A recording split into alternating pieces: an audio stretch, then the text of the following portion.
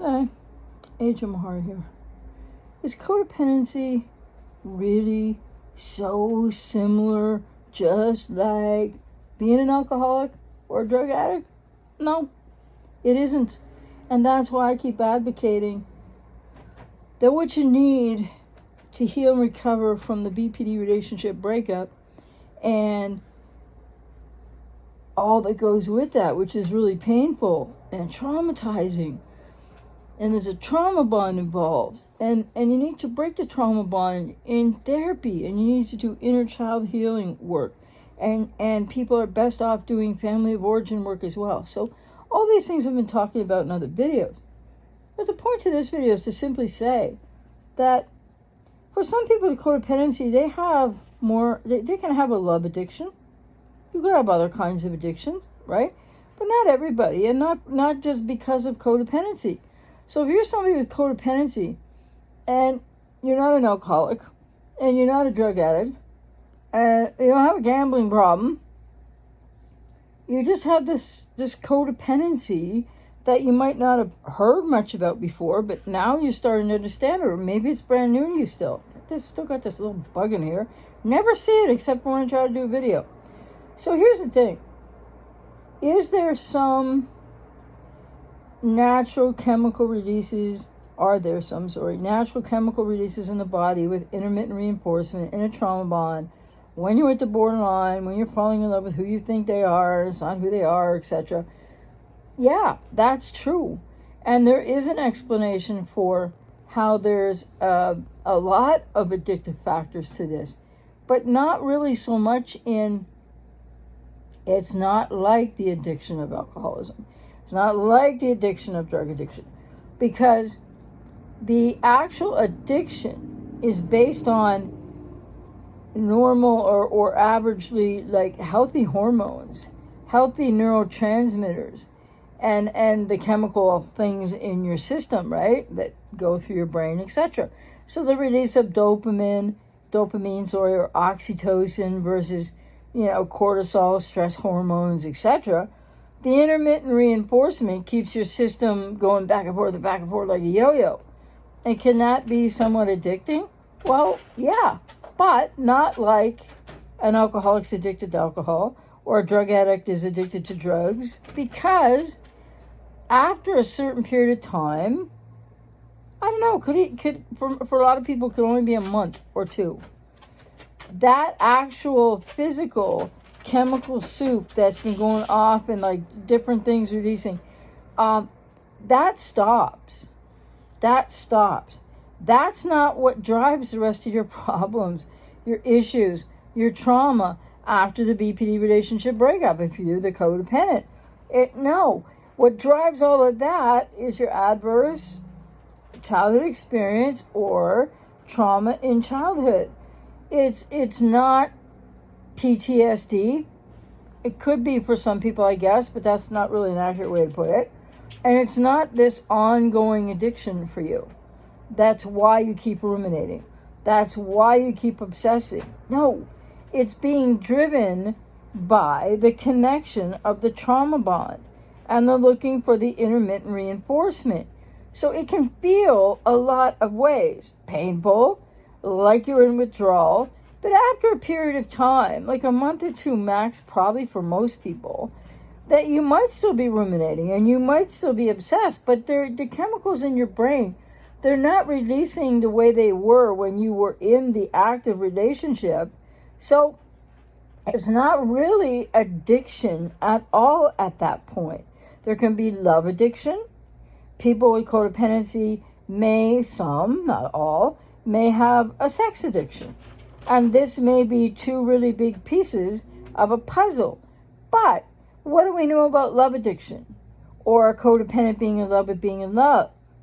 What do we know about sex addiction? That these things aren't neurobiologically driven in the sense of, you got to go to AA, you got to go to CODA, you got to go to NA. No, you need therapy. Why? Because you need to work out that childhood trauma. Because this is what's driving the repetition compulsion cycles of externalizing everything out in codependency. And a repetition cycle is a reenactment cycle. And more to the point, a reenactment of the trauma or adverse childhood experience. However you were hurt in childhood, you're reenacting that and externalizing that out because you've been programmed and sort of, quote, trained, unquote, to always be focused on others, always worried about what they need, what they think, people please, never mind yourself, because a parent wasn't there for you. Or if they were, it was only, at best, intermittent reinforcement. So this idea of Codependents Anonymous, I mean, if that's your thing, go do it. But the thing is, they are the co-opted 12 steps from Alcoholics Anonymous. We know more about codependency now, and I'm going to have a lot more coming. Like I said, one day I'll be here to announce it. There'll be a course, will be an ebook, will be like a series of videos, etc. That is going to explain this in a much more depth way than you're probably hearing it, I wouldn't say across the board on YouTube, but in most places. Then I'm going to even maybe go just a little bit deeper in a way that depends. If you resonate with me, you'll learn some more that you might not learn from someone else. And I'm not saying I'm the best on codependence, because there's lots of people out there that do really well. There's a few YouTubers with hundreds of thousands of subscribers, and they have their approach to it, and that's got efficacy to it. But what doesn't have efficacy or isn't going to be effective for you, it's Codependents Anonymous, or thinking that this is all an addiction and you're just like an alcoholic. Because the comparisons out there are comparing people with codependency to being like an alcoholic or a drug addict. That's not what the addiction is like. The addictive factor that underlies the chemical soup, that starts to pass and settle down. And then there's other things to deal with. And other things that are driving. You're ruminating, you're obsessing, how you feel, what you do or don't choose to do, how much you want them back. And even if it's a longing or a missing, that doesn't fall necessarily missing them, missing who you thought they were, doesn't necessarily fall under the heading of an addiction. Because when there's a loss and people are traumatized, people grieve. People have a longing for that person, even though it's against your better interest. So it's not all about addiction at all. Not that there aren't some components, but not addiction like an alcoholic, not addiction like a drug addict, which I keep reiterating here. So it's really important to know that there aren't 2 things or 4 things or 12 steps that are going to help you. One action, one investment in yourself. Therapy. I'm out here to work with you if I resonate with you. I'm not for everybody. But the bottom line is, therapy is your way forward. It addresses the trauma. You get to the roots of codependency. Where did it happen in your life? What is that like? What are you dealing with now? Because people in all kinds of situations. And you will learn in therapy, at least the way that I work with people, you will learn those connectors from childhood to how you got into a relationship with a borderline or a narcissist, some form of cluster B. So this idea that it's all driven, like the trauma bond, by the way, has some of that chemical soup addiction happening, but it's also called a trauma bond or even a betrayal bond because it's about how you were betrayed or traumatized as a child being replayed out again now for a myriad of reasons, which I'm going to be going more in depth to explain when I get some other things ready. And so please don't listen to information or the misinformation that codependency is just like alcoholism or drug addiction. Because, the same people that say that or write that on the internet, they also say that borderline personality is a lot like being an alcoholic. No, it isn't. Trauma is the underpinnings of so much of this and not addiction. And then it's repetition compulsion cycles in those with BPD, repetition compulsion cycles in narcissists as well with NPD, repetition compulsion cycles in codependence, because that's trauma reenactment, not addiction that's driving you. So I'm not saying there isn't some addiction like the chemical soup, etc. But then after a while, and really a month or two max, really, people tend to not be in that physical kind of driven chemical releasing whichever neurotransmitter, hormone, etc. is being released. You're now longing for and missing the person you thought the borderline was, because that's a normal feeling phase of trying to start to let go of grief, of loss, of missing somebody. And you're missing an abuser, but you're more often than not, but you're missing the person that you thought they were. And so make no mistake about it. In codependency, who is the person that you thought they were, and why would you still be missing them, even though they weren't really ever that person? Because it ties in somewhere with your family of origin, your wounded inner child, and which parent in your unconscious or to your inner child did the borderline or the narcissist represent. It's not all trauma driven. You know, if you feel like Coda is the answer for you, go there. Okay, no, but I'm just saying it really isn't. I have a lot of clients that have tried that. Therapy is the way. So I really hope that you'll consider that for yourself if you're not already in therapy. I have new clients coming all the time. A lot of clients I'm working with that I help, and they get through this. So the obsession and the rumination, the cognitive dissonance, all that causes the pain and the suffering after these very traumatic and devastating and triggering relationships with people with BPD or NPD for codependents, because they are replicating to your inner child and you on an unconscious level what caused your codependency in the first place. So it's not about addiction, it's about trauma. There are aspects of some addiction, but that's not the same, as I've said many times over, as being an alcoholic or a drug addict.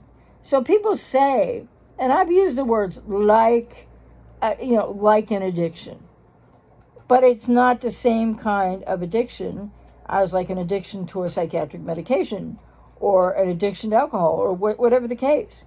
So just know that you're missing and you're ruminating and you're obsessing is being partly driven by the loss, partly driven by you don't know how to handle yourself now. You're hurt. Lots of people don't know who they are anymore, in so much pain.